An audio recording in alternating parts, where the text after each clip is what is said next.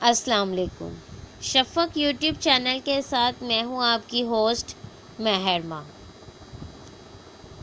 Lawrence of Arabia کی حقیقی داستان، گزشتہ سے پیوستہ۔ لارنس کی ابتدائی سوچ کے مطابق ان کا نصب العین ترکوں کی جنوبی رگِ جاں کو مستقل طور پر نقصان پہنچانا نہیں تھا، بلکہ سسکتے رہنے دینا تھا تاکہ وہ بمشکل کام کر سکے۔ ایسی صورت میں ترکوں کو مستقل طور پر اپنے وسائل اس کی مرمت کے لیے مختص کرنے پڑتے، جبکہ ان کے دستے جنہیں مشکل سے ہی رسد مل پاتی بھٹکتے ہی رہ جاتے۔ ہائی وے 15 کے ساتھ ساتھ اس حکمت عملی کی نشانیاں جگہ جگہ نظر آتی ہیں، جہاں بہت سی آبی گزرگاہیں، کلوٹ اور پلیاں جنہیں عثمانیوں نے راہ میں آنے والے پانی سے نپٹنے کے لیے بنایا تھا، ابھی تک ویسی ہی موجود ہیں اور اپنی پرپیش نقوش والی محرابوں کی وجہ سے فوراً نظر آ جاتی ہیں۔ وہیں بہت سی جدید فولادی بیموں سے بنائی ہوئی ہیں جو اس بات کی نشاندہی کرتی ہیں کہ اصلی تعمیر جنگ کے دوران اڑا دی گئی تھی۔ عظیم عرب انقلاب منصوبہ کا ایک غیر ارادی نتیجہ بھی نکلا ہے۔ اردن کے آثار قدیمہ کے مقامات عرصے سے لوٹ مار کرنے والوں کا نشانہ بنتے رہے ہیں، اور یہی جگہ اب پہلی جنگ عظیم سے متعلق آثار کی جگہوں تک بھی پہنچ گئی ہے۔ سینہ بسینہ چلنے والی ان یادوں سے شہ پا کر ترک فوجی اور عرب باغی اکثر سونے کے سکوں کی بڑی مقدار ساتھ لے کر چلا کرتے تھے، اور جبکہ لارنس خود بھی اپنے متبعین کو 10-20 ہزار برطانوی پاؤنڈ کی قیمت کا سونا بطور وظیفہ دیا کرتا تھا۔ جیسے ہی عرب باغیوں کے کسی نئے ٹھکانے کی بھنک ملتی، مقامی افراد ہاتھوں میں کھدائی کے اوزار لیے وہاں پہنچ جاتے ہیں۔ ہاں، یقیناً ہم اس مسئلے سے وابستہ ہیں، سینڈرز کا ماننا ہے۔ مقامی افراد جب اتنے امیر غیر ملکیوں کو سارا دن جلتے سورج کے تلے ہاتھوں اور گھٹنوں کے بل جھکے کھدائی کرتے دیکھتے ہیں تو ان کے ذہن میں یہی بات آتی ہے کہ یہ مشقت صرف چند بے قیمت دھات کے ٹکڑوں کے لیے ہرگز نہیں ہو سکتی۔ یہ لوگ یہاں سونے کی تلاش میں آتے ہیں، سینڈرز چبھتے ہوئے لہجے میں کہتا ہے۔ نتیجے کے طور پر منصوبے کے ماہرین کسی بھی جگہ پر کھدائی شروع کرنے کے بعد اس وقت تک وہاں موجود رہتے ہیں جب تک ان کو یہ اطمینان نہ ہو جائے کہ ان کے کام کی تمام چیزیں مل چکی ہیں۔ پھر وہ اردن کی حکومت کی اجازت سے جگہ کو برابر کر کے ہر چیز اپنے ساتھ لے جاتے ہیں، کیونکہ پچھلے تجربوں سے وہ یہ بات سمجھ چکے ہیں کہ کام ادھورا چھوڑنے کی صورت میں دوبارہ آنے پر انہیں وہاں صرف مٹی کا ڈھیر مل سکے گا۔ موسمی اور پستے کے درختوں کی دولت سے لدی بل کھاتی بری پہاڑیوں کے درمیان واقع کرکمیز گاؤں جنوبی ترکی کے کئی دیہی قصبوں کی مانند ایک غنودگی کی کیفیت میں ڈوبا ہوا ہے۔ اس کی کم کم چلتی ہوئی راہوں پر دکاندار ویران راستوں کو تکتے رہتے ہیں، جبکہ ایک چھوٹے سے درختوں کے سائے تلے واقع پلازے میں بیکار لوگ ڈومینوز یا تاش کھیلتے رہتے ہیں۔ اگر ایسا لگتا ہے کہ یہی وہ مخصوص ماحول رہا ہوگا جہاں نوجوان لارنس سب سے پہلے دنیائے عرب سے واقفیت حاصل کرنے کے لیے آیا ہوگا، تو درست جواب یہاں سے تقریباً 1 میل مشرق میں واقع ایک گاؤں میں ملے گا۔ یہاں دریائے فرات کے درمیان واقع ایک ابھری پہاڑی پر انتہائی قدیم شہر کارکیمش کے کھنڈر ملتے ہیں۔ گو اس پہاڑی پر انسانی آبادی کی تاریخ کم سے کم 5000 سال قدیم ہے، مگر 1911 میں 22 سالہ نوجوان لارنس کو ہتھیوں کی تہذیب کو، جو 1100 سال قبل مسیح اپنی اوج پر تھی، غیر مقفل کرنے کی تمنا سب سے پہلے یہیں کھینچ لائی تھی۔ لیکن کارکیمش آنے سے پہلے بھی اس بات کی علامات واضح تھیں کہ دنیا لارنس کا نام کسی نہ کسی حیثیت میں واضح طور پر سنے گی۔ 1888 میں برطانیہ کے ایک متوسط گھرانے میں 5 بیٹوں میں دوسری بار پیدا ہونے والے لارنس کی مفلوج کرنے کی حد تک شرم کے پیچھے ایک بے حد ذہین دماغ اور ایک وحشت مائل خود مختار مزاج چھپا ہوا تھا۔ آکسفورڈ میں اپنے تھیسس کے لیے لارنس نے شام میں واقع صلیبی جنگوں کے قلعوں کو چنا، جہاں اس نے مشرق وسطیٰ کی خونخوار گرمی میں تنہا اور پیدل یہ مطالعہ کیا۔ یہ ایک 1200 میل کا پیدل سفر تھا جو اسے ان دیہاتوں میں لے گیا جہاں اس سے پہلے کسی یورپین نے کم از کم کسی حفاظت کے بغیر اکیلے آنے والے یورپین نے قدم نہیں رکھا ہوگا، جو 5 فٹ 4 انچ کے قد کے ساتھ 15 سال کا لگتا تھا، اور یہیں اس کا مشرق سے لگاؤ شروع ہوا۔ میرا دوبارہ انگریز بننا بہت مشکل ہوگا، لارنس نے اس سفر کے دوران اپنے گھر والوں کو ایک خط میں لکھا۔ یہ بات کسی بھی جدت پسند نوجوان طالب علم کے دل کی آواز ہو سکتی تھی جو کالج کے ابتدائی سالوں میں ملک سے باہر گیا۔ فرق صرف یہ رہا کہ لارنس کے معاملے میں یہ بات بالکل درست ثابت ہوئی۔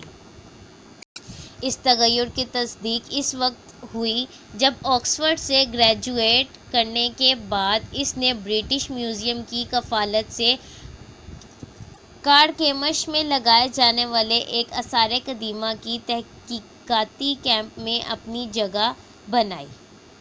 اس کھدائی کی جگہ پر بطور ایک جونیئر اسسٹنٹ کے اور صرف 2 مستقل تعینات مغربی باشندوں میں سے ایک کے لارنس نے اپنی سائنسی ذمہ داریاں نبھائیں۔ یہ بنیادی طور پر کھدائی سے ملنے والی چیزوں کی تصویریں اور فہرستیں بنانے کا کام تھا، مگر ساتھ ساتھ اس نے عرب معاشرے کے شب و روز سمجھنے میں بھی گہری دلچسپی اختیار کر لی۔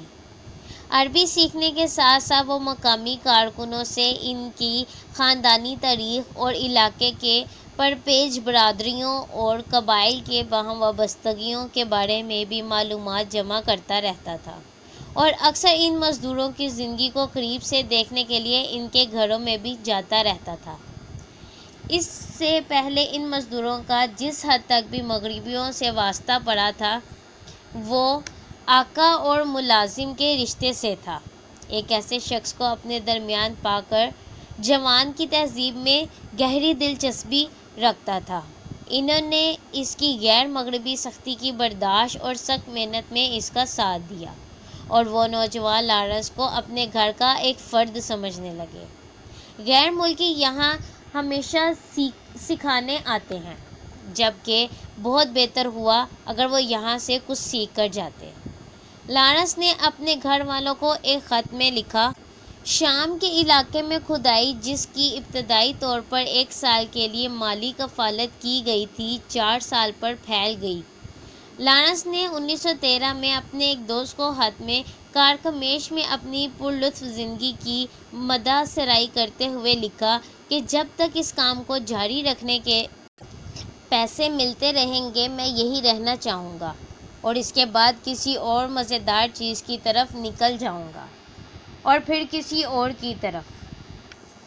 جنگ عظیم اول کے شروع ہونے کی وجہ سے اگست میں 1914 میں یہ پلان اچانک ختم ہو گیا، اور لارنس کے مقدر میں جو ان دنوں اپنے گھر چھٹی گیا ہوا تھا پھر کبھی کارکمیش لوٹنا نہ لکھا گیا۔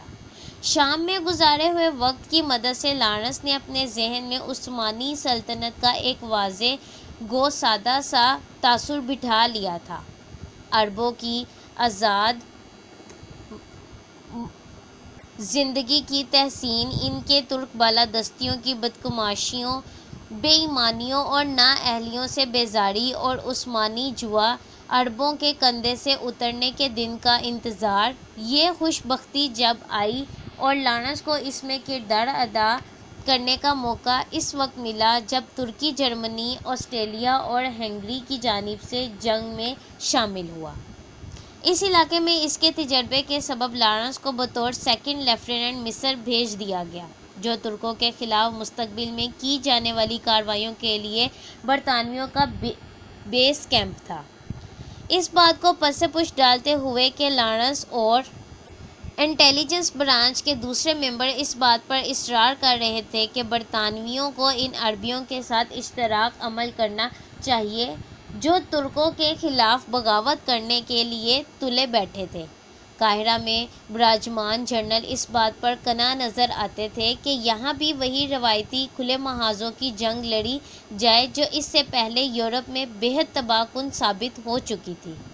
اس سوچ کا جو فوری نتیجہ سامنے آیا وہ 1915 میں اتحادیوں کی گیلیپولی کی شرمناک شکست تھی، جس میں برطانوی دولت مشترکہ کو پسپائی سے قبل تقریباً 2.5 لاکھ جانوں کا ضیاع برداشت کرنا پڑا۔ میز کرسی سنبھالے ہوئے لارنس کے لیے یہ بات اس لیے اور بھی تکلیف دہ تھی کہ اس دوران مغربی محاذوں پر اس کے 2 چھوٹے بھائی پے در پے لقمہ اجل بن گئے تھے۔ اس نے ایک دوست کو خط میں لکھا، وہ دونوں مجھ سے چھوٹے تھے اور یہ اچھا نہیں لگتا کہ وہ جان سے جائیں اور میں قاہرہ میں پرامن زندگی گزارتا رہوں۔ اس کی مصر آمد کے 2 سال بعد تک یعنی 1916 تک وہ وقت نہیں آیا تھا کہ لارنس خود کو اپنے مقدر میں لکھی جگہ پر پھینکا ہوا پائے۔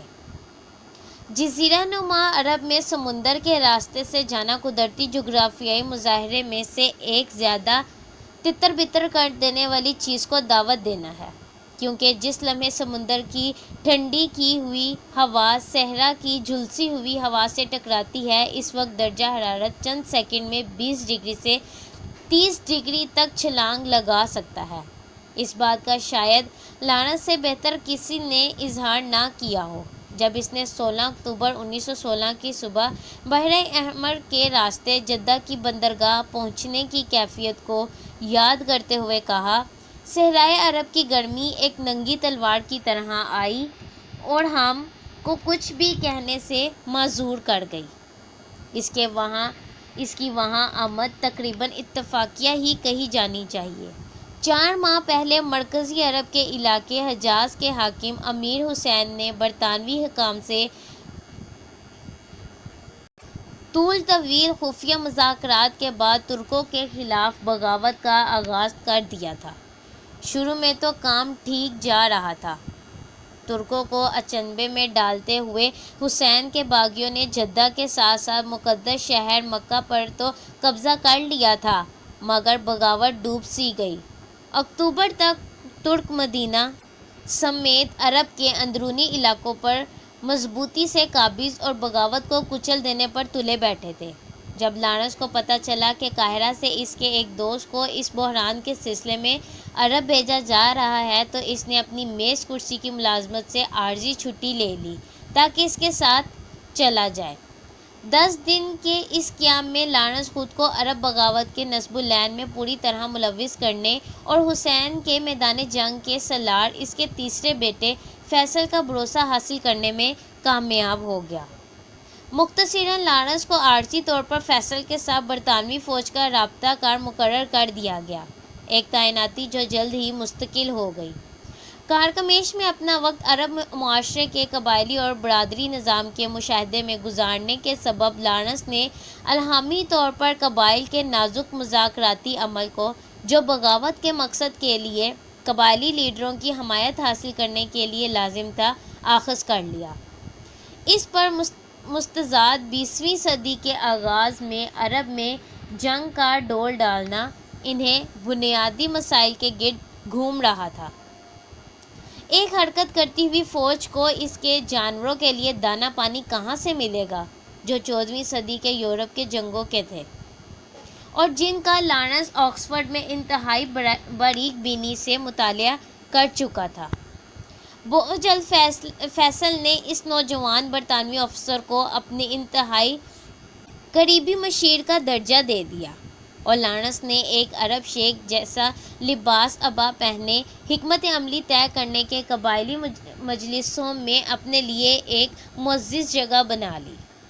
برطانوی نیوی کی مدد سے عربوں نے بحر احمر کے ساحل پر واقع ترکی کی ترکی کے زیر نگر قصبوں کے ایک سلسلے پر قبضہ کر لیا، جبکہ لارنس نے اندرونی ملک حجاز ریلوے پر گورilla حملوں کو منظم کرنے کا کام کیا۔